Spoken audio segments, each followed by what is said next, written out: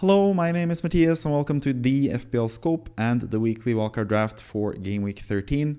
We are finally finished with the final international break of 2023 and it's nice to be back with FPL, but it's not so nice to have several players with slight injury doubts and injury concerns. That makes this wildcard draft a little bit harder to make. There are a couple of cuts, a couple of players that I wish I could have had, but sadly it seems like they are injured for a little while longer. So yeah, we'll see how this draft shapes up. But if you don't know, the weekly wildcard draft is obviously something that I do every week, or every game week at least, where I pick out what I think is the best squad to have in Fantasy Premier League going forward in the next 4 to 5 game weeks and beyond. And what I do with the presentation of this is basically that the first pick that I present to you is the player that I think is the best player to have in FPL currently. And then the 15th player is going to be the player that I'm the most unsure about having in my squad. So let's go right into it and look at who's the number one pick this week. And that is going to be Mo Salah, as he has been for the last 6 or 7 game weeks, I think. Just about. Salah has been the top scoring player in FPL so far, and there's no signs of him stopping. He's fantastic. Just keeps getting points every single game week. Keeps getting really high scores as well. He does have a tough match against Man City away, but at the same time, Man City have that tough match against Liverpool at home. So someone like Haaland, who is going to be the number 2 pick, spoilers, is not going to be more valued than Salah, because Salah has Fulham at home and Sheffield United in the following game weeks after that. And those are some really good fixtures that I really like for Liverpool. So Salah, pretty easy number 1 pick. Probably going to be the best captain's option in at least 2 of the 3 next game weeks, maybe even this game week as well. I might captain him now since my originally planned captain is now down with an injury. I'll talk about him at the end of this video. But Salah, I think, is a viable captain's option against Man City. He is obviously a viable captain's option against Fulham and Sheffield United as well. So yeah, Salah just is a no-brainer for the number 1 pick, really, as always, because he is the Egyptian king. He is the FPL greatest player of all time, and he's also among the greatest players to ever grace the Premier League as well. I think he is just, yeah, I can't praise Salah enough as a footballer. So let's move on to number 2, and that is Erling Braut Haaland, my countryman, who I think is also a fantastic FPL asset, even though they have tougher fixtures-ish on paper at least. But we saw against Chelsea that City can score 4 goals against anyone, and Haaland can get those goals as well, get the points. He got 16 points against Chelsea last time around, and yeah, he can do the same basically against Liverpool at home and Spurs at home as well, because City at home are just a different beast. They never lose at home. They are just a fantastic home team. So Haaland is definitely a viable option as captain this week, even in the next 2 game weeks as well. But I think Salah is just clear in terms of game week 14 and 15 when it comes to captaincy. For this game week, I think it's pretty close between them. Personally, I would rather go with like a third option potentially, if I had any good third options, but currently I don't really have any. But either way, Haaland is just an absolute fantastic FPL pick, as he has been ever since he came to the Premier League last season. 14.0 doesn't really matter. He's worth the price of admission, and he should be in your FPL squad for sure. And I think that's still the case, even though he has a couple of tough matches, but still, he is just that guy. He's super good. So if you're using your wildcard now as well, it's going to be really hard to get Haaland back into the team in the next few game weeks if you don't have him included in your team. So it's just safe option to have him currently in your team, because you can afford Salah and Haaland and still have a really good squad, as we're going to see with this squad coming up right here. Number 3 pick, we have a new player from last game week, and that is Bryan, and I sold him a couple game weeks ago, like 3 or 4 game weeks ago, I think. I think it was for Mitoma as well, who I'm now looking to sell back to Mbeumo. I wish I didn't do that transfer. I sort of broke one of the rules that I made before the season, that if you have a player with really good value, just keep him rather than selling him when he has like 3 or 4 tough matches coming up, because they are just going to be really good value for the long haul, basically. So I wish I'd kept that rule up with Mbeumo and just had him in my squad, because he's been scoring ever since I sold him, basically, in terms of FPL points. And now he's going to get a lot of easy matches after Game Week 13. Game Week 13 is a tough match against Arsenal, one of the best defenses in the league, but he can still get some points there. He's shown that in the past, in tough games in the past, that he can get a lot of goals. Against Chelsea away, he had similar types of issues before the game. It looked like it was going to be a tough game, but then he got a goal and an assist and then 13 points or something. So Mbeumo was just a fantastic option. He's on penalties. He plays 90 minutes, which is even more important now in the in the Christmas schedule where there are a lot of games, a lot of game weeks. So Mbeumo just makes a lot of sense. He does have a blank game week in game week 18, and he does go to the African Cup of Nations in game week 21 or something. But he also probably gets a double game week in game week 20. So I think you should just have him and just bench him for game week 18 and have him for the double in game week 20 as well before you potentially sell him. So I think Mbeumo is just a really good pick, especially for next week. You could hold off on getting him until next week, but at the same time, might as well just get him now if you have to sell someone like Mitoma or Bowen at this point, because they are both injured, sadly. Mbeumo again just has been a really good value pick this whole season. He has been in the weekly wildcard draft several times before this season as well.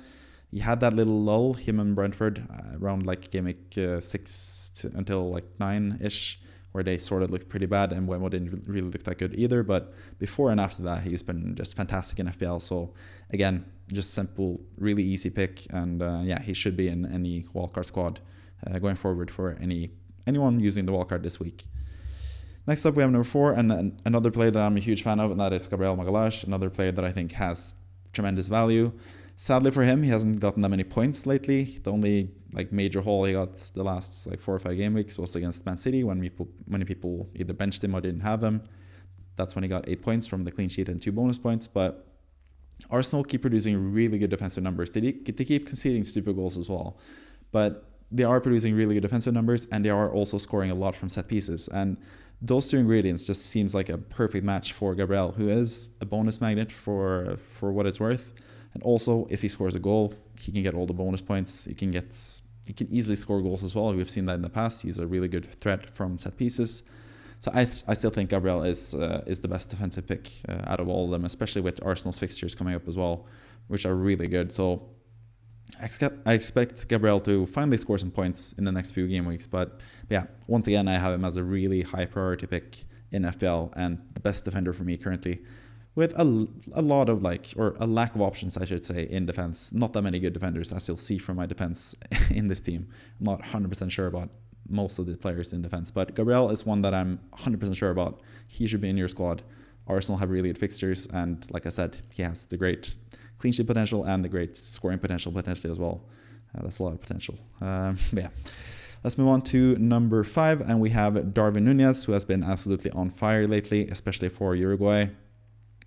Scored a goal against Argentina, scored again twice now against Ecuador, I think, last night or 2 days ago. So he's just absolutely on fire. He might not play against Man City, which is sort of like the downfall with Darwin, but that means also that he's most likely going to play against Fulham and Sheffield United, which are 2 just fantastic fixtures where Darwin could easily outscore anyone in FPL basically in game week 14 and 15. So I think if you're on a wildcard, you might as well just get him now. He might be coming on as a sub against Man City, but at the same time, we've seen Darwin as a sub this season against Newcastle, scoring 2 goals. I think he's ideally, you don't want any players who play only 30 minutes for a match, because you get more minutes, or you get more points if you play 60 plus minutes. That's self-explanatory. But I think if you wanted one player, if you had 30 minutes to give to one player, it would be Darwin Nunez in terms of getting FPL points, because he plays as a striker. Liverpool are super attacking. If he comes on, it's most likely that they need a goal as well, so that's going to help the fact that he can score as well. So I think Darwin is just a great pick. Again, if you're on just a regular transfer, if you're not using a wildcard, you could hold off for buying him this week and then buy him next week, which is something that I might do personally with my own team. But if you are wildcarding this week, I think it just makes sense to just get in a week early, kind of like Mbeumo, because from game week 14 onwards, he's going to be an absolutely fantastic player to have in FPL. So yeah, I'm all aboard the Darwin train. I know he's going to miss some chances here and there, but at the same time, he has been a more clinical striker compared to last season, usually in his career. He's actually a decent finisher. We've seen the goals that he scored for Uruguay now as well, really good goals as well. So yeah, I have a lot of faith in Darwin now. I think he's going to play going forward.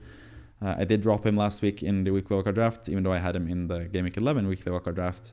That's because I was slightly more concerned about the rotation issues and also the Man City game after the international break. But I think Darwin is going to be really good going forward. And yeah, among a lot of good strikers, I think he is the standout pick outside of Haaland, obviously. So yeah, Darwin for the number 5 pick.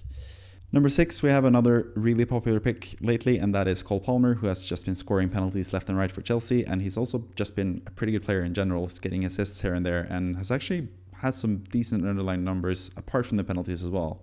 Not the best numbers, but at the same time, he's 5.2. He's just really good value, so I've been holding off on getting Palmer because I've sort of felt like his fixtures are not the best, and Kunku's coming back and is probably going to take away either set pieces or penalties, potentially both. But I feel like Palmer, having scored so many penalties the last few game weeks, I think he's just going to stay on penalties for Chelsea. I don't think Chelsea want to break that up in terms of the penalty taking. So I think until he misses a penalty, I think Palmer is going to be on penalty duties, even with Nkunku back, who is a really good penalty taker. But yeah, I think Palmer is still going to play in the team as well. I've sort of had some issues or some concerns about Palmer in the past that he might be the one to drop out once Nkunku is back. But I do think there are actually a better chance of Nick Jackson being the one being subbed off and not starting for Chelsea anymore, because I think Palmer has just shown that he is one of the most important players for Chelsea. So I think he is going to stay as a pick for Chelsea. He is like one of the major signings that actually worked out for them. So I think he's sort of someone that they want to play and just like use as like a figurehead for their new movement. So I think Palmer is pretty locked in when it comes to playing time for Chelsea. I think he's pretty locked in when it comes to being a penalty taker for Chelsea. And considering Chelsea have been like one of the best teams offensively the last few game weeks, even though they've had really tough fixtures, I think Palmer just makes a lot of sense because he's really cheap, 5.2. They're going to have pretty easy fixtures. The next 4 are not the best, but after the next 4 matches where there are a couple of tough away games, Chelsea are going to have a really good fixture list. They're going to have so many easy fixtures from, game week 14, 15, 16, around 17 onwards. They're going to have really good fixtures. So I think Palmer is just someone you can get in early. He might get some penalties while you wait for him to get the easy fixtures. And yeah, he's just been really good value. And I think he makes a lot of sense in this FPL team, in your wildcard squad, if you are using a wildcard this week. So yeah, he's also a really good transfer. If you have someone like Mitoma or Bowen and you can't afford Mbuemo, I think Palmer is a really viable option to bring in as well. Could also save some money to get another better striker, because I feel like there are a lot of good striker options, even though I still haven't picked a third striker option that I think is viable this week. I think from next week onwards, especially, there are going to be a lot of good strikers. So if you want to save money selling either Mitoma or Bowen, or potentially even someone like Son or Saka eventually the next 2 or 3 game weeks, I think Palmer could be a really good, cheap alternative where you can switch the funds around and have either get a good striker in or get someone like Trippier in defense if you have if you feel the need for that as well in around like game week 16, 17, around that time. So yeah, Palmer, a really good enabler, really good value in general. And like I said with Mbuemo, just having these like high value picks is just something that you should just take as a blessing and just have them in your squad and just keep them basically, because yeah, they are just fantastic value, and there's no reason to like switch them in and out of the team, because that's going to cost you transfers that will be important to have in the future, especially when you need to deal with blank game week 18 and double game week 20 and the game weeks beyond that, where we have a lot of doubles and blanks without potentially the wildcard to use, because you're probably using the wildcard now if you're looking at this video. But yeah, that is Palmer for number 6. Number 7 pick, we have Kostas Tsimikas, and he actually dropped out of the weekly wildcard draft last time around because I felt really bad about his potential chances of playing, because he was benched for the game prior. But then this past game week, he played from start. Joe Gomez was slightly injured. Luckily for Tsimikas, Tsimikas got the start against, was it Brentford, I think? And he got 2 assists, got a clean sheet, 15 points, just an amazing score for Tsimikas. And I think he's going to be pretty nailed for at least the next 4 game weeks now for Liverpool. And that's really good news, because Tsimikas is, like we saw last game week, a really good asset if he gets to play. Chelsea, or I should say Liverpool, are one of the best teams in the league, and especially when it comes to scoring goals, I think Tsimikas can provide the goods, like we saw, the 2 assists he had last time around. He's on some set pieces still as well, Tsimikas, and yeah, the clean sheet potential is there as well for Liverpool, obviously, with those easy fixtures that they have. So yeah, I have faith in Tsimikas again, because he played so well last time around. So I think Tsimikas, with all the other defensive options being pretty bad, I feel like Tsimikas is one of the better, at least short-term picks currently in FPL. We have the Andrew Robertson like sort of injury news update that he is sort of progressing well. He's going to be back at some point, but we still don't know exactly when. I'm going to guess it's around like game 18 to 22-ish. We're going to see Robertson back in the fold, which would be terrible for Chimicas's value, but until that time, I think Chimicas is going to be really great value, and you might as well just have him for those few game weeks. It's also someone that is really easy to sell because there are a lot of defenders for the same-ish price. So yeah, I think Chimicas for the short term is one of the best picks to have in FPL, and that's why he's the number 7 pick in this weekly wildcard draft. Number 8, we have Heung-min Son, who has seen quite a significant drop from last time, all the way from number 2 until number 8. And I did actually think about leaving out of the squad entirely because I'm not 100% sure about Spurs now going forward. All the injuries that they have. Maddison out until the new year. Bissouma has been suspended for this next game as well. Van de Ven is injured, and Spurs just look a bit like tired and I don't know, they're struggling a bit with all the injuries and suspensions and stuff, and they are sort of in a funk now. So I'm not 100% sure about Son going forward, but I think this next fixture against Aston Villa at home is a pretty decent fixture, and it might actually be the best captaincy option as well. Son, I think he is, if you want a differential captain rather than Haaland or Salah. I think Son might be it, because Aston Villa at home, I should say Aston Villa away from home this season, has been a team that you could target. We saw Newcastle beat them 5-1 in the opening game week.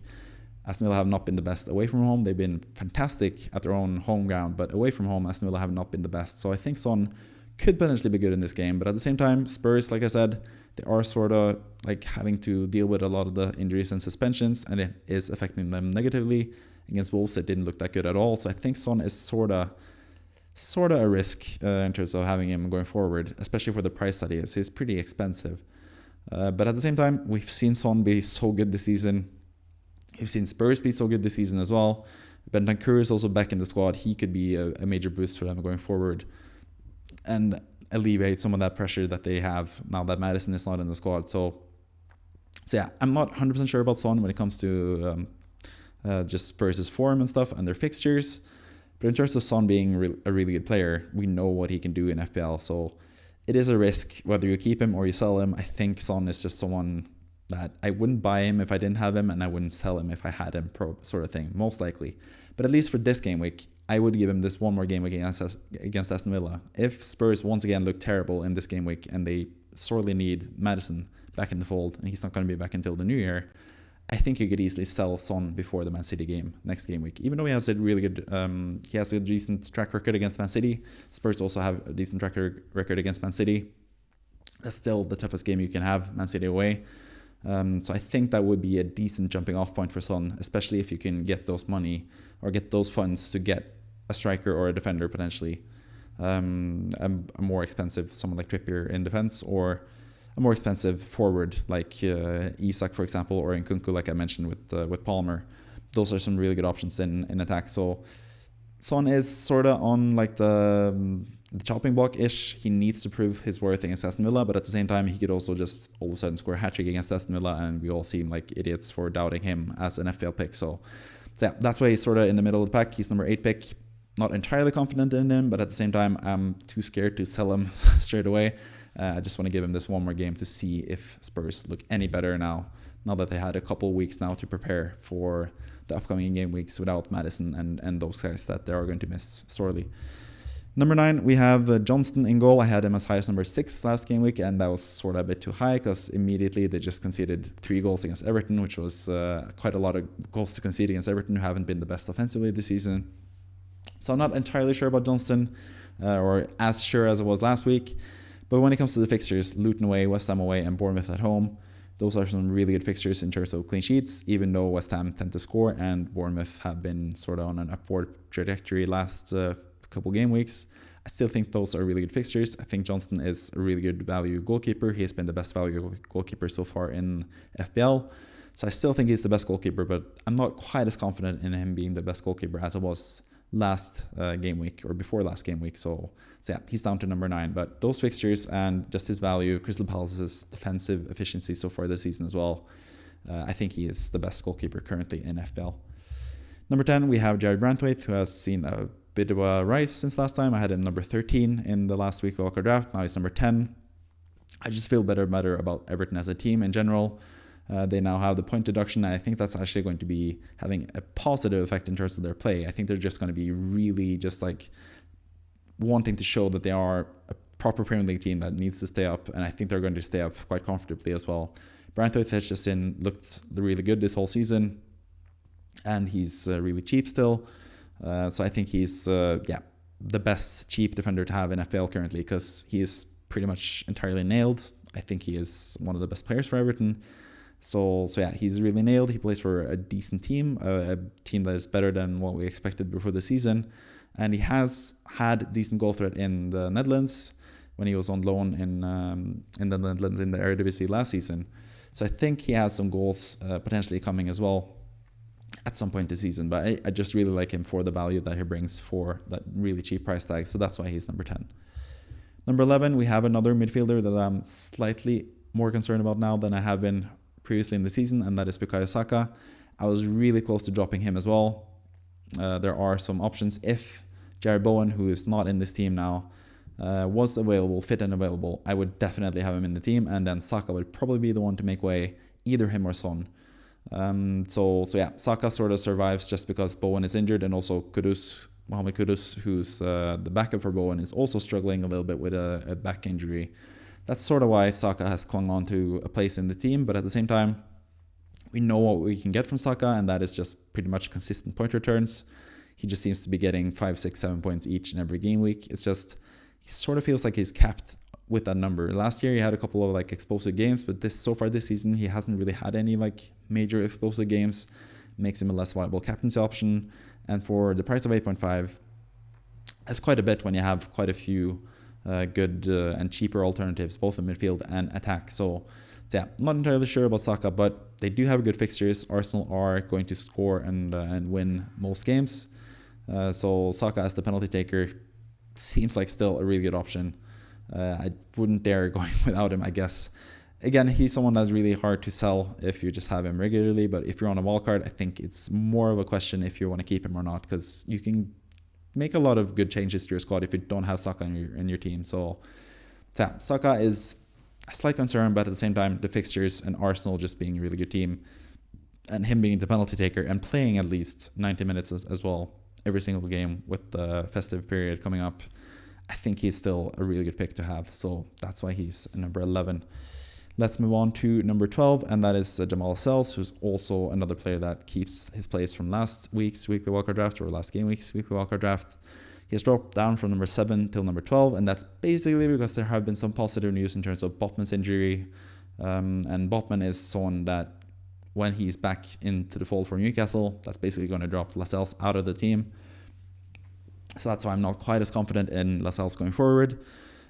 Also, you could have gone with a different Newcastle defender, I guess, with Lewis Hall or Livramento, but we don't really know who's going to play out of those two as well.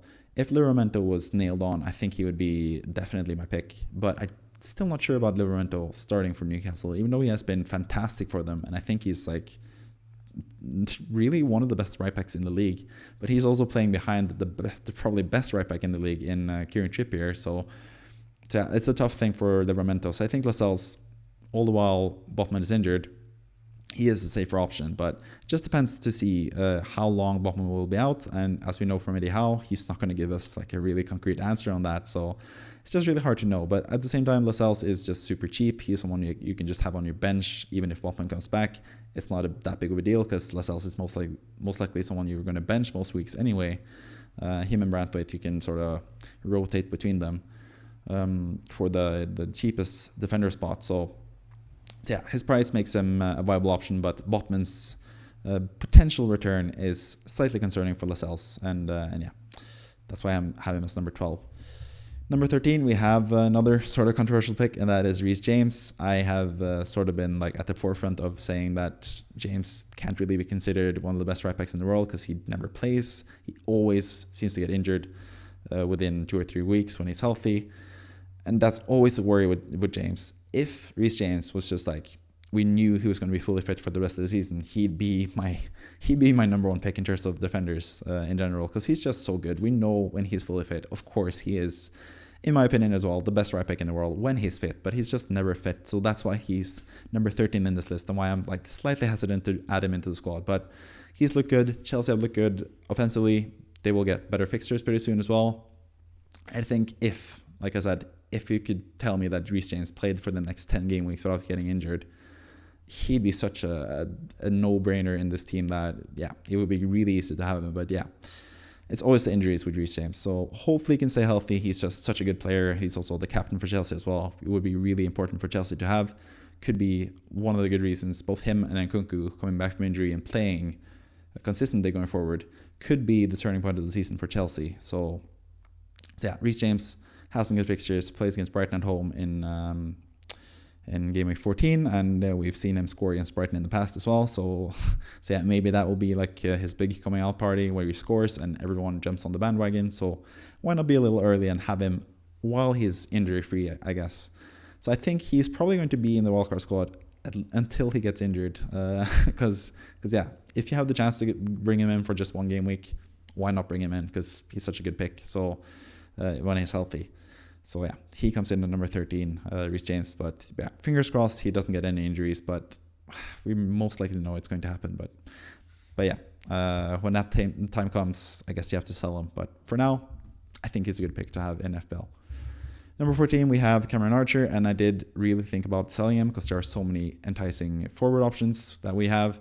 Like I said, Nkunku is coming back from injury. He's interesting. Isak is potentially back from injury as well, with Wilson being out for a long time. He's also someone that was really close to making this team. Taiwo Winnie, again, we have the injury issues. He looked like a great pick. He was actually in my weekly wildcard draft for game week 12, and he scored in game week 12 as well. So he's looked really good, but he has also been struck by the injury virus, I guess. And has some groin issues, which is why he was out in the first place, which makes me worried about him going forward as well. Dominic Solanke is another really good striker that I also considered as well.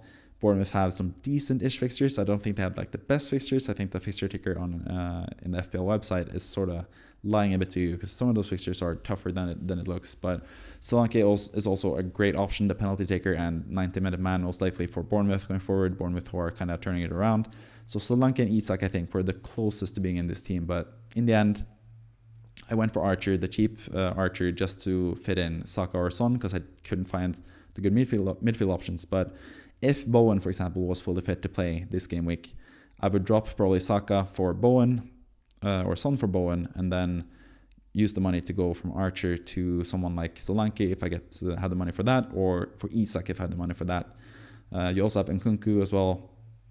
Like I mentioned, there are so many good striker options, but at the same time, looking at Archer, he's playing pretty much every game for Sheffield United, and they have the two of the easiest fixtures in FPL coming up with Bournemouth at home and Burnley away. So it sort of seems like a weird game week to sell Archer or sort of give up on him, because this might be his time to shine. He got that 12-pointer against Everton early in the season, and he had another like 9 points, I think, a couple game weeks ago as well. He is a really good player. He just plays for a really bad team, sadly, but they also play against really bad teams in the next two game weeks, so he could be a potential like joker off the bench, especially this game week where there are so many players with tough fixtures. Archer might be the one to go for. So yeah, I quite like Archer, and I also sort of don't want to let go of Son or Saka just yet either. So that's why I have Archer and the more expensive midfielder, rather than going with like a cheaper cut price midfielder and a better striker as like the third striker. But those are the things that I'm considering as well going forward. So yeah, Archer stays in because of the fixtures and because of the price basically, and he's just someone you can bench pretty much every game week if you have a better starting 11 than him. Next up we have a number 15, and that is once again going to be Strakosha, who is basically the most likely 3.9 goalkeeper to start at some point. Flecken has had some injury and virus sort of issues in the past, and Strakosha has played a couple games because of that. And Strakosha is actually, in his own right, a really good goalkeeper. He was one of the best goalkeepers in the Serie A before he moved to Brentford last season, being the understudy of David Raya. And then when they sold David Raya, they brought in Mark Flecken, who's now the starting goalkeeper. But Flecken has also been sort of shaky lately, so or this season, I should say. So that's why Strakosha is like probably the best potential 3.9 goalkeeper you can have, and I'm basically just going for the cheapest possible goalkeeper because Johnson is going to play most game weeks anyway. So yeah, Strakosha just basically makes the team at default because he is the best potential 3.9 goalkeeper, and that's why he's in the squad basically. But yeah, as you can see, we have Chimikas, James, Mbuemo, Palmer, and Darwin coming in. That means 5 players have dropped out since last game week or last weekly wildcard draft. So let's take a look at those players that have dropped out. First one is Jared Bowen, who was number 5 last weekly wildcard draft, and he would be even higher this week. He'd probably be number 3 if he was fully fit, but sadly he has a knee injury. Apparently there's some fluid in his knee, which is the latest report from a pretty good West Ham source. It seems likely he's going to be out for this game week and at least the next, at least this game week and potentially the next couple as well, with the tight schedule as well coming up. And the big selling point with Bowen was basically this game week where they play Burnley away. I was going to have Bowen in my team and captain him for this game week 13 fixture, but now that he's injured, sadly that dream doesn't live anymore, and sadly we have to drop Bowen out of the team because he is just injured. So that's why he drops out.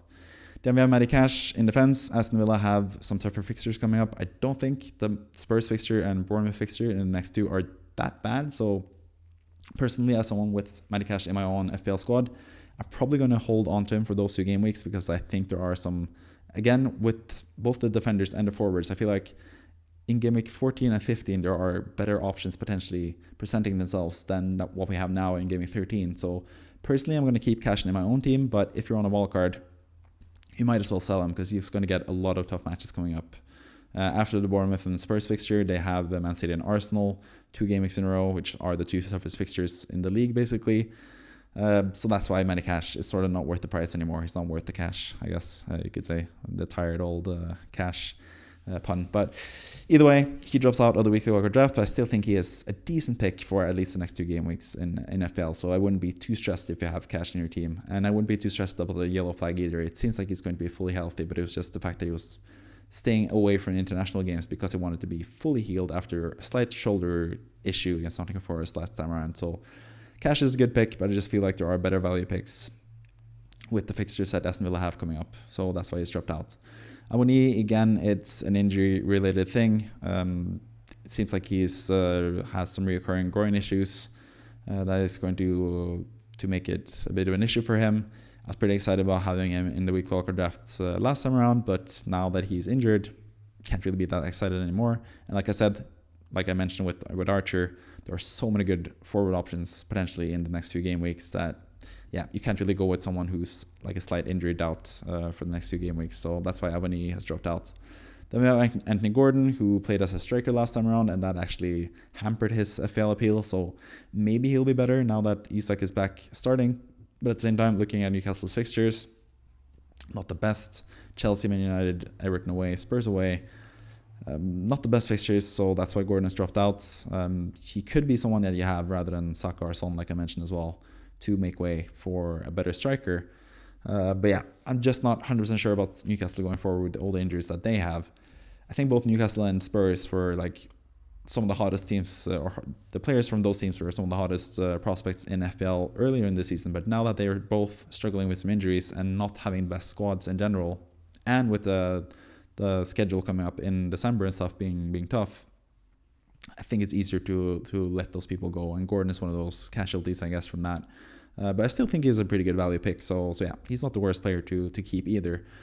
Then we have Perez Estepinian, and once again we have the injury issues. I had him as like a late addition to the weekly wildcard draft last time around because it seemed like he was going to be back from injury. He was going to get some minutes in the League Cup, I think, and then he was going to play in the league against Sheffield United. But then, of course, he got injured straight away in the League Cup. Didn't play against Sheffield United, and now he's injured and posting pictures of himself with like a walking boot sort of thing on his left leg. So that's not good. So he drops out as well because of the injury concerns for him. But once he's back playing fully fit, he's most likely going to be in the weekly wildcard draft squad once again. And that's what I'm saying with Cash. If you have Cash, you can keep him for the next game week or 2, and then you can bring in Estepinian if he's fit in the next 2 or 3 game weeks. So that's a potential option for you as well. But those are the 5 players dropping out, and this has been basically the weekly wildcard draft for game week 13 as well. Hope you enjoyed the video, and I'll see you next time. Thank you, and goodbye.